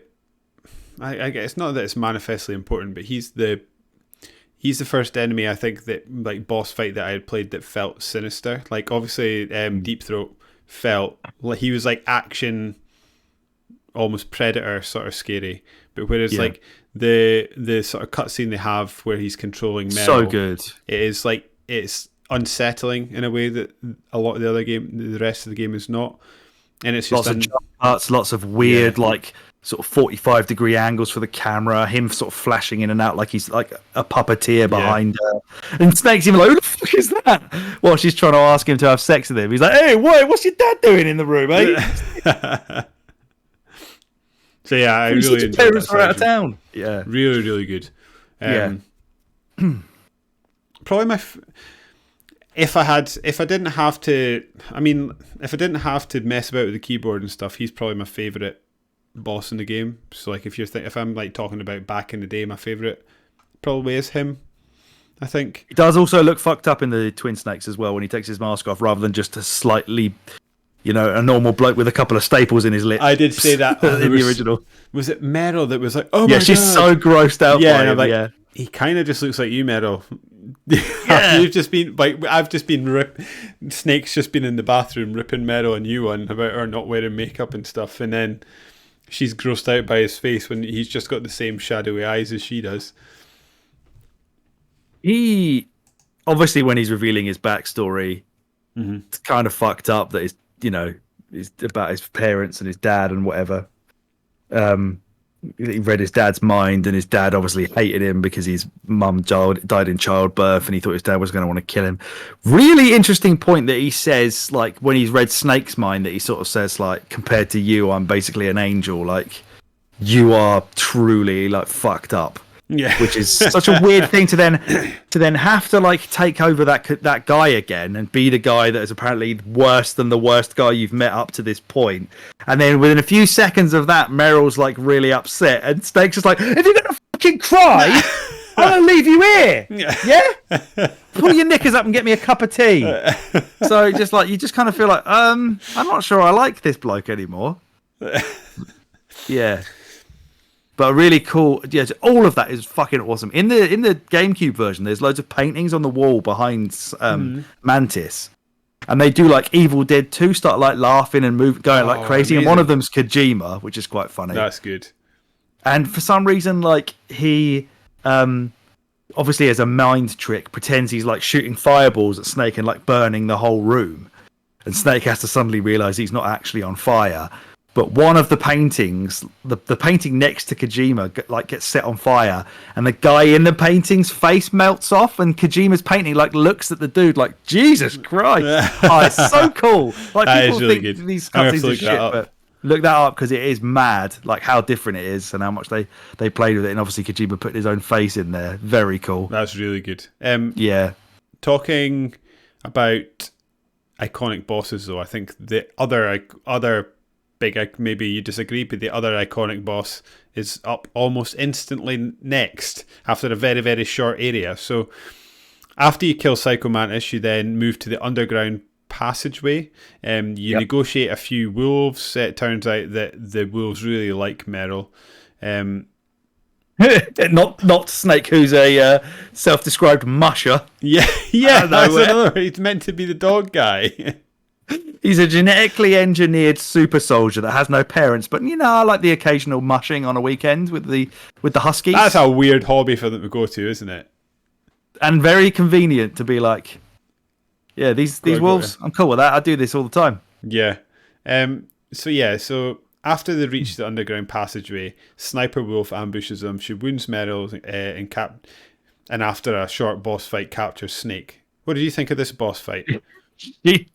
She doesn't just wound Meryl, she fucks her up. Yes. She makes a miraculous recovery at the end of the game that she can just sort of fly out of there. Yeah. First of all, I don't think I realised how to do the dog bit the first time around, so I was trying to figure out what to do to all these dogs and ended up having to kill them, which upset me, as it would upset both of us. I ran from them. I just ran. And every time I just took the hit and kept running. In the Twin Snakes, they give you, as well as the first person aiming, they give you an M9 tranquilizer gun, which is in the second game. So I tranked them all in my second playthrough, so I didn't have to hurt any of them. Just put them all to sleep. Had a lovely run through, punched a woman, hid in a box, and then everything was all good. That is weird that you've got to punch her and hide in a box. It's Tuesday, that is. Yeah. And then, it's just Tuesday. Because she's fine with it after you do that. Yeah, she does say something like, "What are you doing?" But yeah, totally, still in love with you or whatever. And then maybe she realises after you hide in a box and get pissed on, she probably goes, "That's why he punched me." Yeah. I deserved it. Yeah, that makes sense. I fucking love Sniper Wolf's sniper fight. It can be very annoying. It's even worse on the GameCube one, because if she shoots you, the aiming reticule just goes straight vertically up into the sky. It's like he goes... Oh, so it's... In my version, it was spinning me. Oh, was it? Yeah, so it was like sending me like 45 degrees left or right. Oh my god.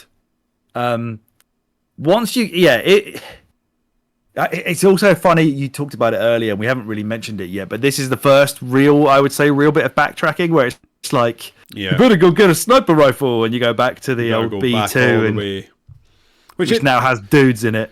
There's another thing, actually, is that the game does a good job. I mean, in 2023, it's quite a Metroidvania features is quite a common thing in games, but I'm not sure it was quite so common in the 90s outside of the obviously Metroidvanias themselves.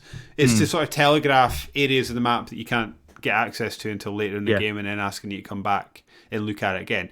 The other thing that you can do, binary way of just having a number on the door and go, "You're only number 4, mate. Come back when you've got number 7. There's even bits where they write stuff on the doors as well, and I can't think where that is. But anyway, there's also stuff that you can miss and get at different types and points in the game. It gave me massive rage, but I kind of got over it pretty quick. That you can get so you get your gun. You can get your gun at the start of the game in the back of a truck, and if you miss that, which I did, you then get your gun in a room later on inside the tank hangar. If you got the gun at the beginning, that is then a minesweeper, which makes the detecting... Or is it... No, it's your goggles, isn't it? It's your infrared goggles, so that you don't need to use your cigarettes to see the red lines going up in the laser beams and stuff like that. Yeah. Really smart. But then it also gives you ways around. I mean, we could list for days about how this game gives you different options to do stuff. Because even when you're in the prison cell, you don't have to get... You can get caught using the tomato ketchup, and then it won't work anymore.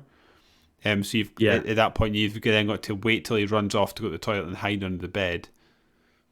Yeah, and he doesn't know where you are, But again, if he sees you going under the bed, he comments on it. He's like, "Hey, what are you doing, idiot?"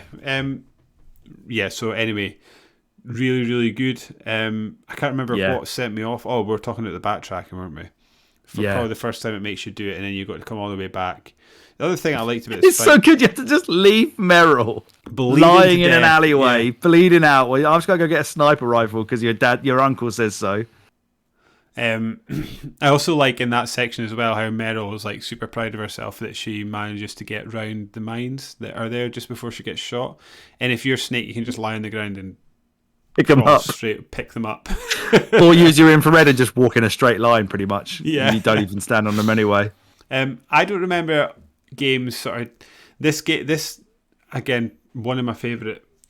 I think I ultimately do prefer the Psycho Mantis one, but this is another really, really good fight. Close second for me.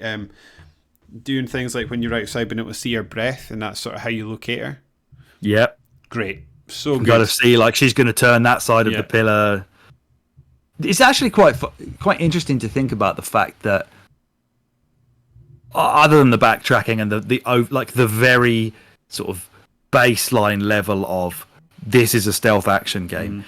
This game does almost feel as if it's got levels in it, because the actual variety of the shit that you do in this game is pretty wild. Like having gone from like fighting a tank to then punching a ninja cyborg to then having to do a sniper fight with this woman down here and having to like change your controllers over for that fight, and then later on you're shooting helicopters down.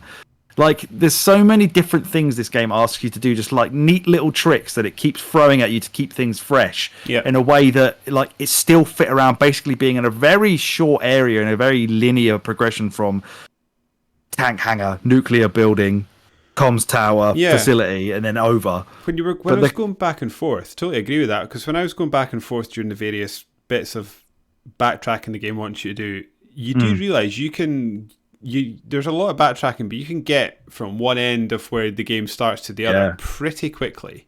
Yeah. It must have I would hazard a guess that it was also fairly novel to have, other than every time you unlocked an area, the whole rest of the game was still accessible to you.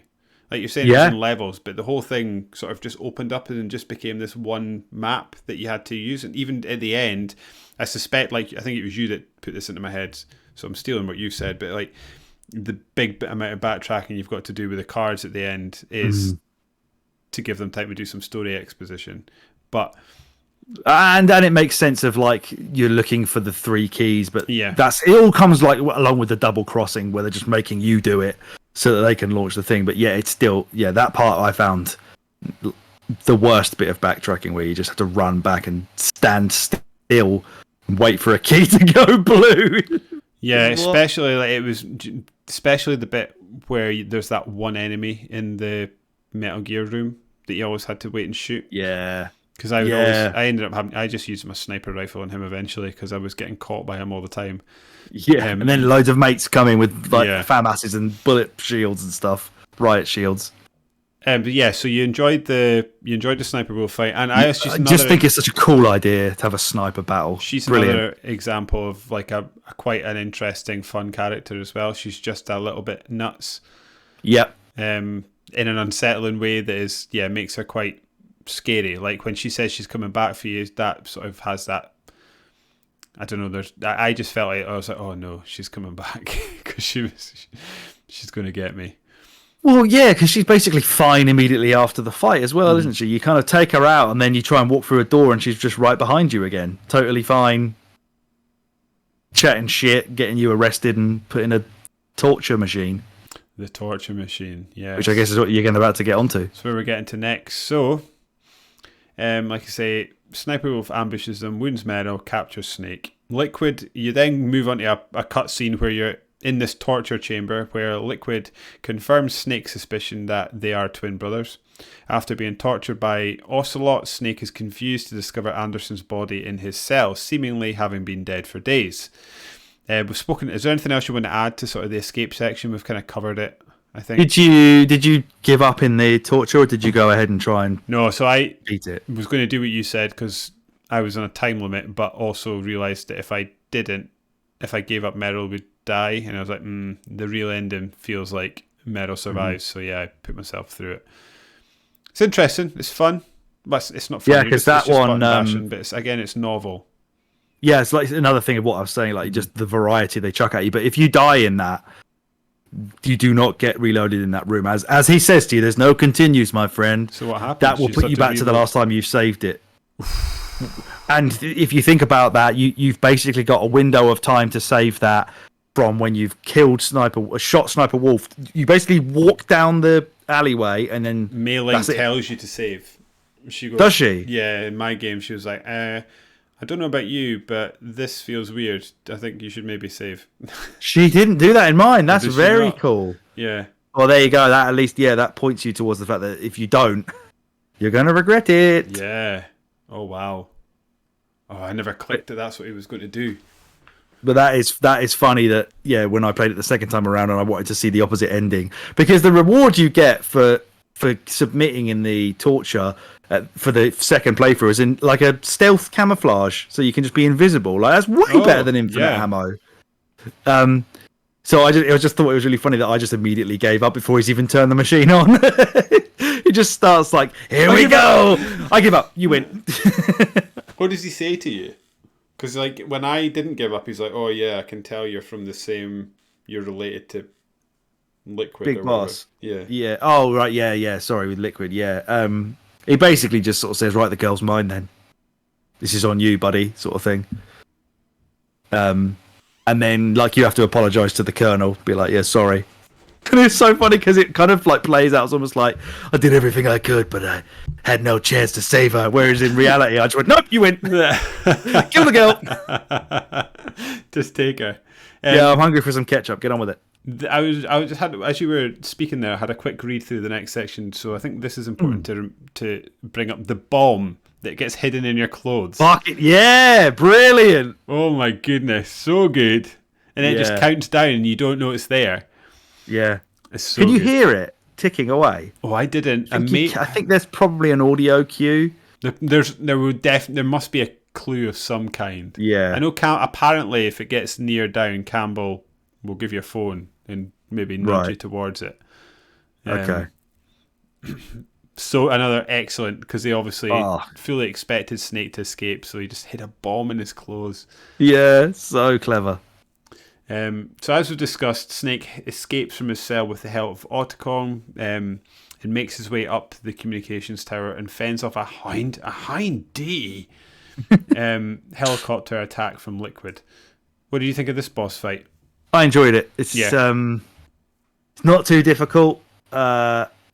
I just love that stinger, just like locking on and shooting rockets at helicopters. Really, it's just cool.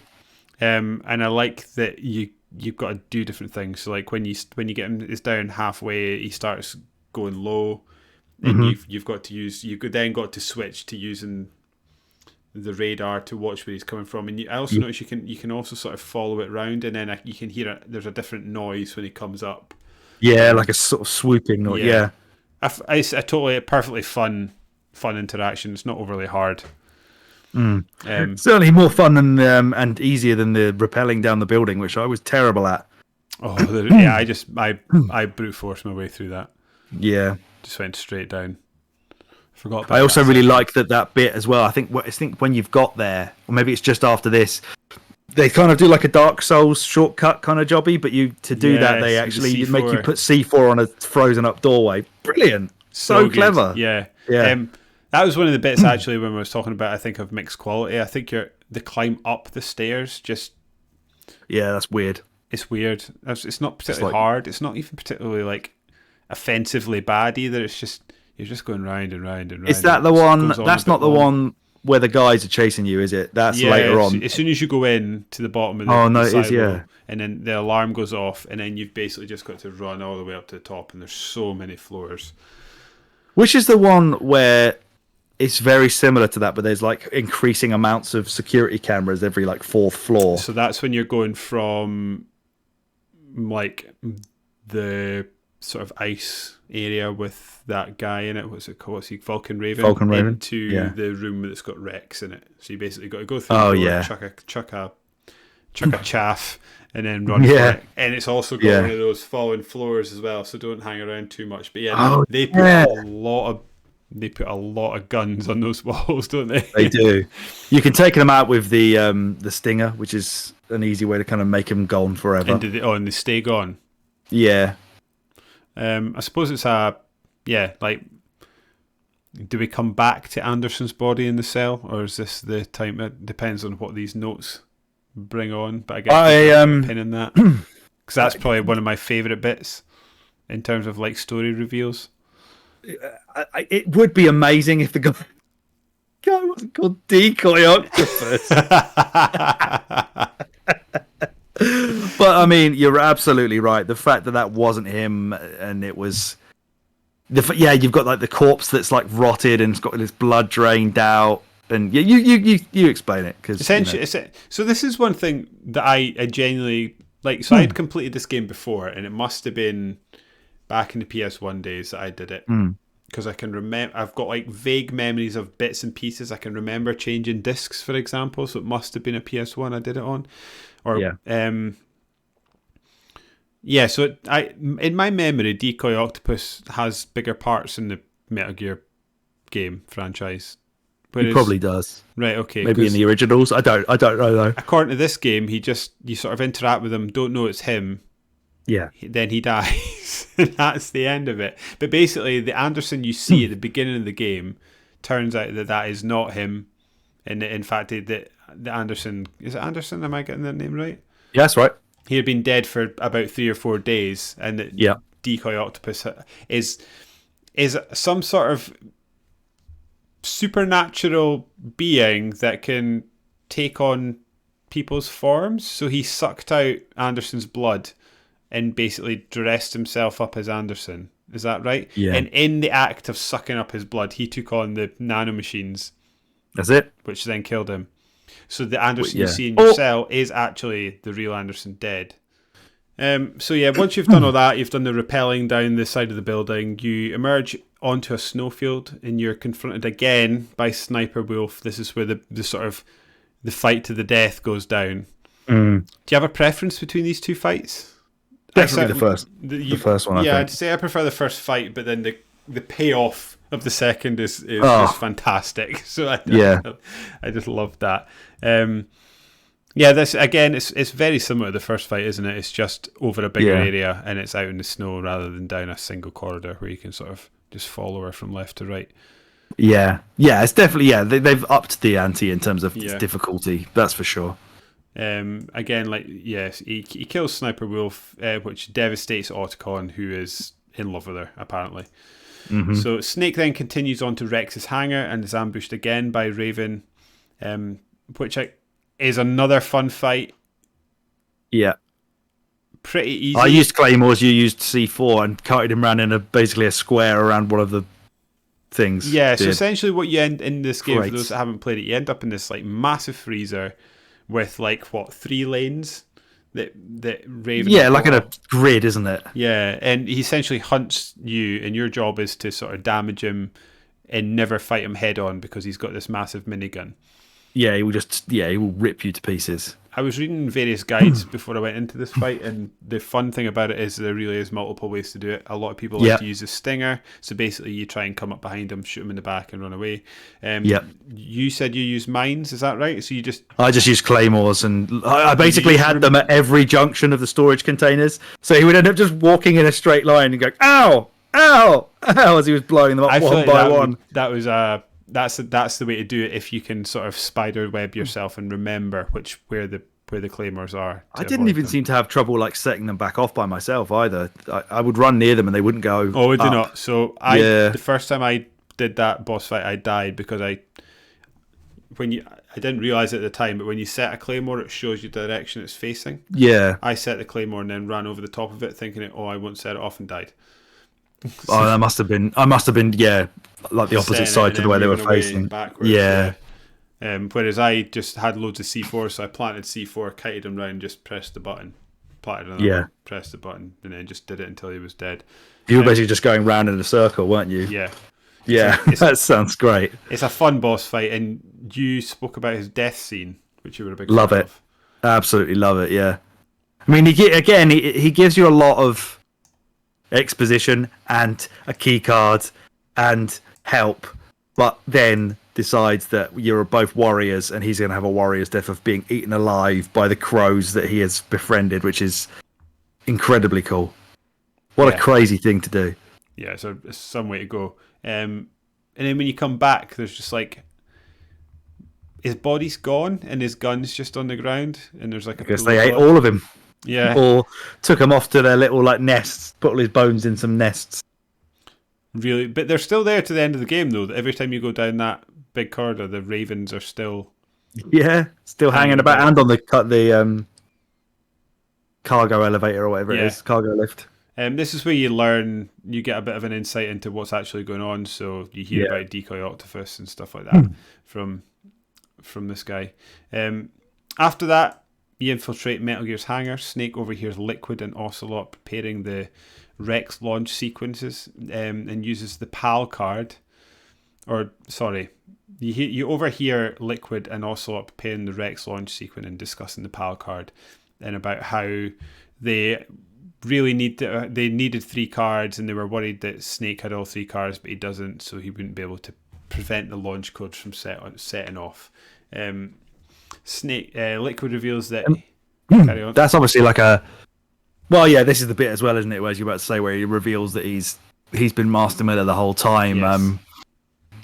So it is quite funny that... Not quite funny, sorry. It's really cool that he's like manipulated Snake to do all this stuff, and this is like the single biggest moment of like manipulation of Snake, where they clearly have an open door, loud conversation about how they've set off the nukes and they're ready to go and they're ready to launch any minute, even though they both know that they're not.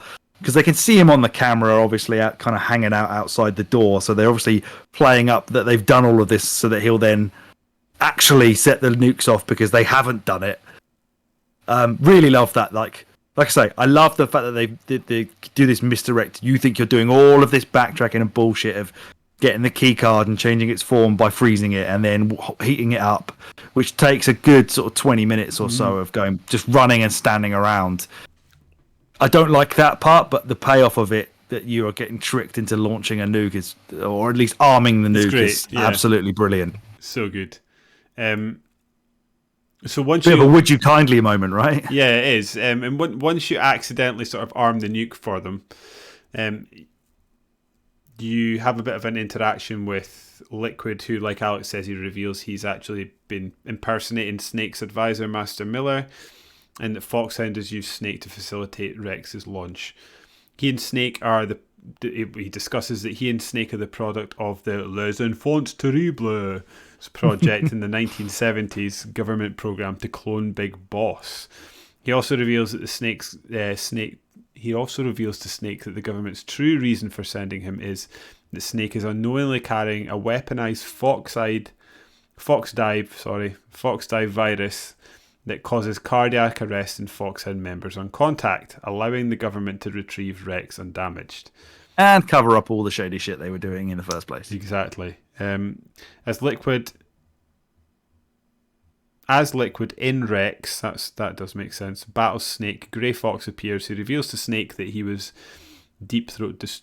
He destroys Rex's radar dome, I think is what it's short for. Yeah, I guess it's a radome, isn't it? Yeah. And he's crushed to death by Rex. Snake destroys Rex and defeats Liquid. Then Liquid pulls a gun on Snake but dies from Fox Die.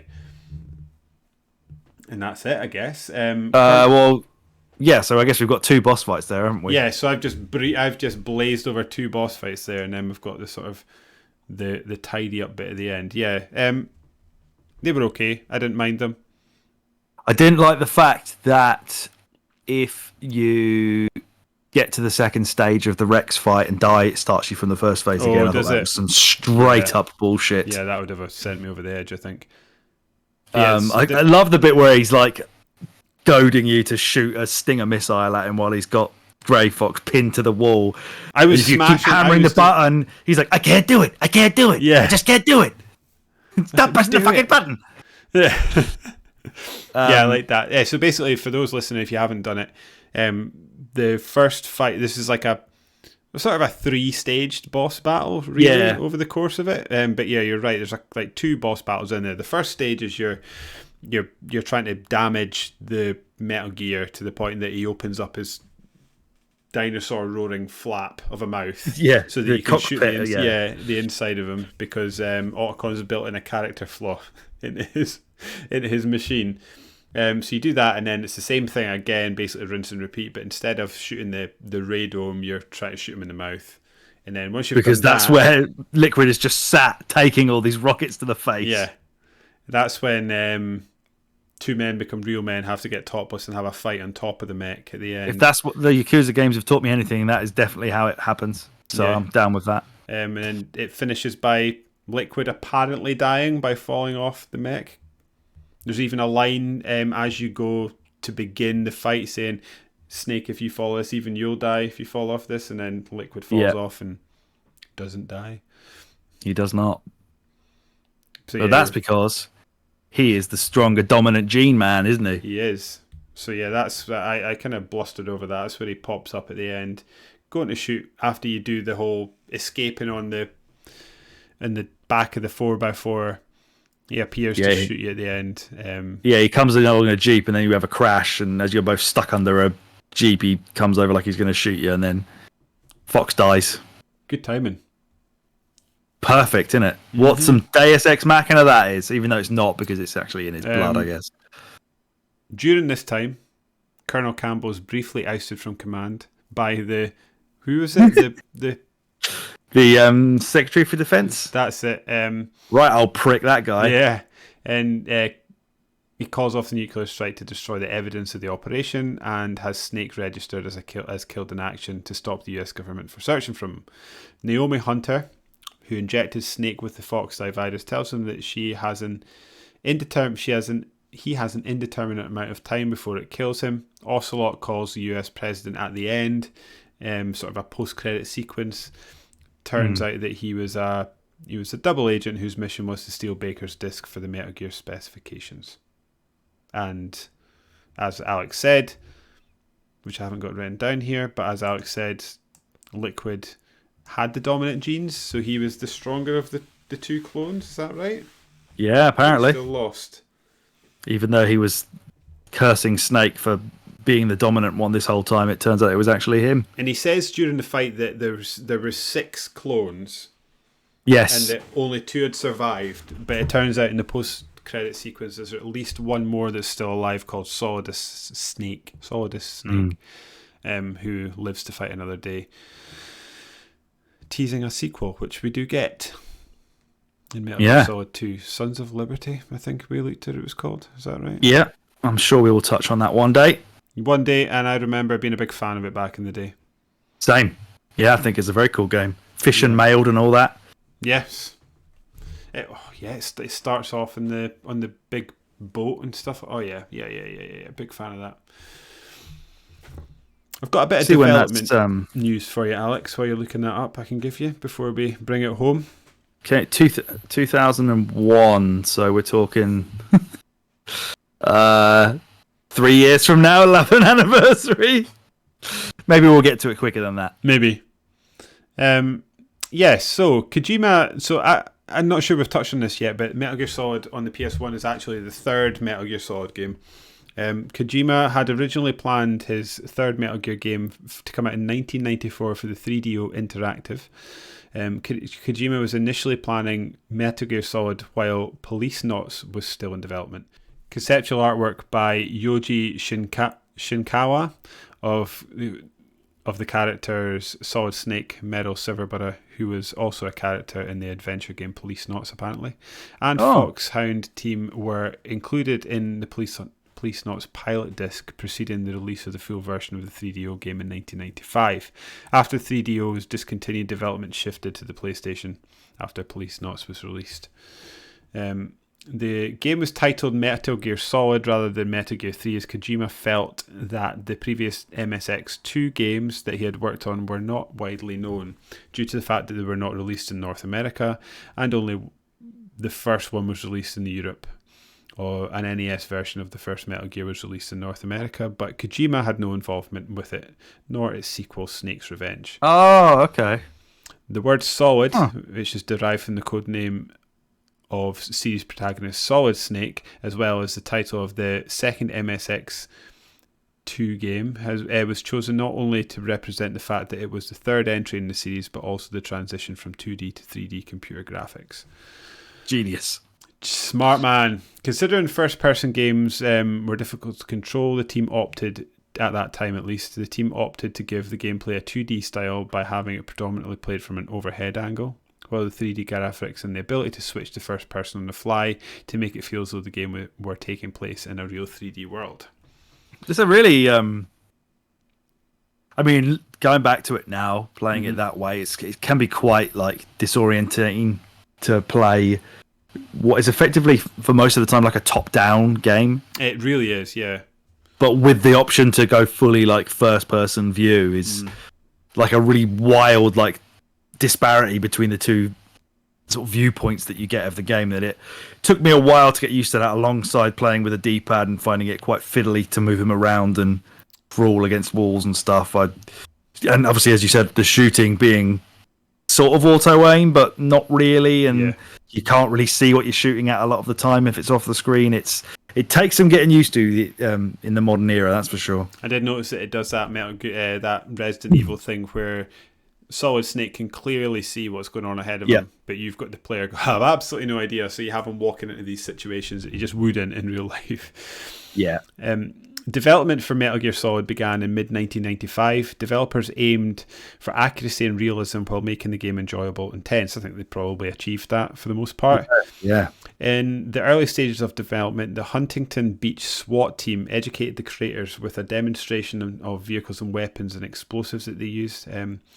Weapons expert Motosada Mori was also tapped as a technical advisor in research, which included visits to Fort Irwin and firing sessions at Stembridge gun rentals. Basically, they went around shooting guns. Yeah. Kojima stated that if the player isn't tricked into believing that the world is real, then there's no point in making the game. Okay. Individually designed discs. Sorry, carry on. To fulfill this, adjustments were made to every detail, such as individually designed discs. Yeah, I guess that makes sense with your chat about having different the PlayStation stuff in the lab and stuff like that. Yeah. And do we need to know about these mecha designs?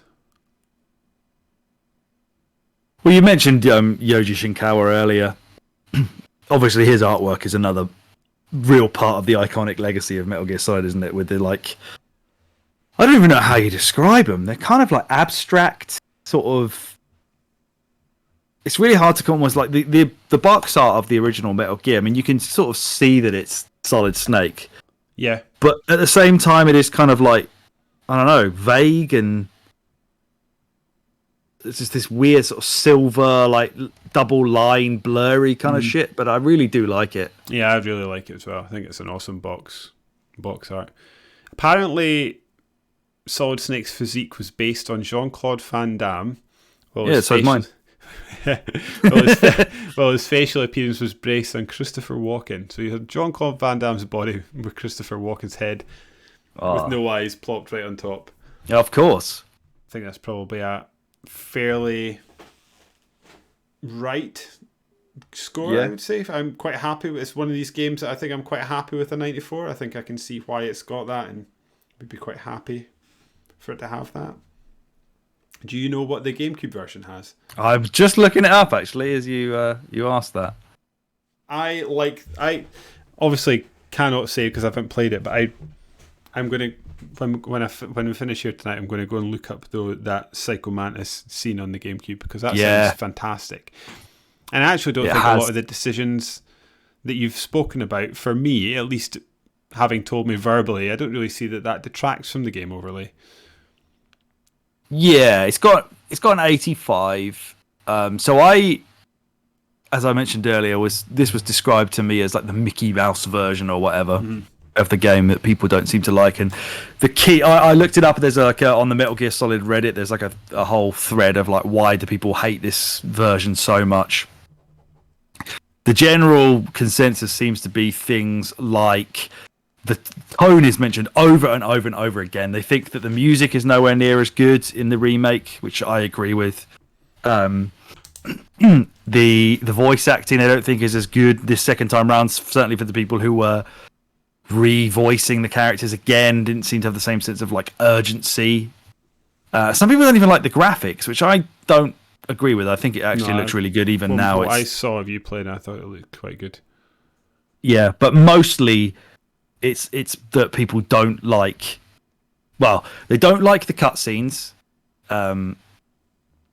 They reckon that Solid Snake was grounded in the original, but which is fair to say that he is grounded compared to how he is in the remake, where he is just ludicrous, doing backflips and 360 no scopes and all this kind of shit.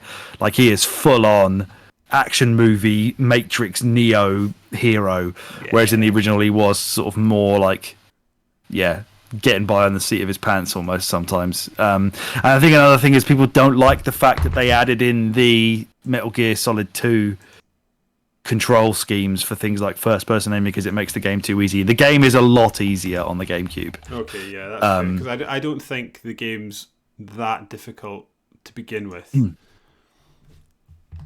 So no, well, yeah, I do obviously. Oh yeah, I think that's an odd one that you struggled with that. Maybe it's just like stealth. Yeah. Well, also as well, like like the bit where you're in the lift with all the invisible guys. In the original game, I found them like they were just whooping my ass, because I was trying to use like stun grenades and then trying to just sort of like get them lined up to shoot them, and I found that they had like loads of health and kept getting up. In the remake, I threw one stun grenade, they kind of all fell down, I chucked a grenade at them, and it killed all 3 of them in one go, or 4 of them in one shot. And that was it. And I was like, oh, okay, done. Do you think that was done deliberately because do you think it's possible the developers made for rightly or wrongly a decision that as it was going onto a Nintendo console, it may have skewed younger? Probably. I would say that yes, it was supposed to be. Well, I guess, people seem to think that the switch, and I agree, the switch to the like additional mechanics of Metal Gear 2, like you also get like a jumping roll that you can do as well by pressing the crouch button while running. He like jumps and rolls forward, so that's quite easy to like escape cameras and things like that. Having the first person aiming absolutely make it easier, because you can stand at the far end of a room and just point the laser pointer at a dude and shoot him in the head. Once I had the SOCOM pistol, plus you get the M9 tranquilizer, which you may get in the original. I don't think you do. I found it under a tank. That's something I remember from Metal Gear 2. Yeah, so I think they added that gun in for the point of for one to make it easier. Although it does actually say here, I just looked at the Wikipedia. It says cutscenes were actually developed in-house at Konami and directed by Japanese film director Ryuhei Kitamura, reflecting his dynamic signature style, utilizing bullet time photography and choreographed gunplay. So maybe Kojima didn't have as much to do with that as I thought. Changing the English voice acting was the reduction of Mei Ling's, Naomi's, and Natasha's accents, as well as the recasting of Grey Fox. He's the only one who got recast. Although Greg Eagles was no longer Grey Fox, but he still did the DARPA chief. And the graphics obviously matched those of Metal Gear 2. But yeah, I forgot about Nastasha's accent. She's kind of like Russian, isn't she, in that game? They just tone all of them down to be basically American.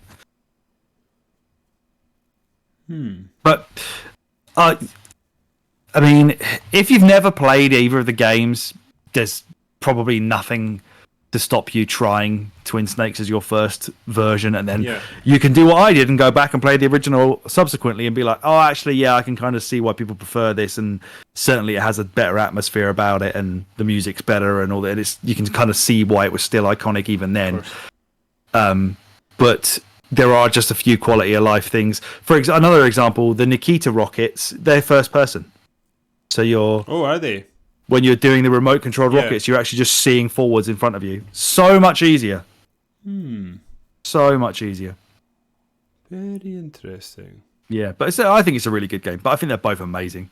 Yeah, really, really good. I thought this would be another one, much like I was expecting from OG Resident Evil. It would be a game that I sort of appreciated retrospectively, but nah, it's still a good game. Still really, really good fun, and I had an awesome time playing it. Same. Do you want to tell the millions of listeners at home what we're going to be playing next, Alex? Well, everybody, due to its, what is it, 20 years? Yeah, 20-year anniversary, we are celebrating the best GTA game not made by Rockstar. For the video audience, here it is. It is Simpsons Hit and Run! Did I see a Sierra badge in the bottom of there? Just know that Yes, you did. They made a mech game that I played when I was a kid. I can't remember what it was called. Incredible box art on that game. I've never played Absolutely this. I don't think I've even picked up a controller and wiggled it while this game was loaded in. So this will be very interested to see if you hate this. If David hates this, it may not come up. It's just a reason for me to quote Simpsons for like 2 hours next time around. So it could end up being worst episode ever for David, but we'll find out. We will. And that brings us to the end of another When It Is You podcast. If you liked what you heard, and even if you didn't, why not give our numbers a bump by subscribing to us on your podcast feed of choice? Or, if you prefer to imbibe your podcast in a visual format, you can head over to YouTube and search for a When It Is You podcast, where you can subscribe to our YouTube channel. If the podcast isn't enough for your bi-weekly, it's now weekly, to be fair, dose of a When It Is You chattery, you can follow us on Twitter /X at Winner Is You Pod, or you can send us an email to tell us how wrong we are about our opinions by writing to winnerisyoupod@gmail.com. Alex and I also have Twitter at DavidSmiley1 and at SuperThrillix respectively. I also keep forgetting that we've got TikTok as well, and you can find that under A Winner Is You Pod over on TikTok, obviously. Any housekeeping, Alex, or are we getting on out of here? Let's get on out of here, buddy boy. And on that bombshell, I've been David, he has been Alex, and we have been A Winner Is You. And I'm out. Keep gaming. Keep gaming.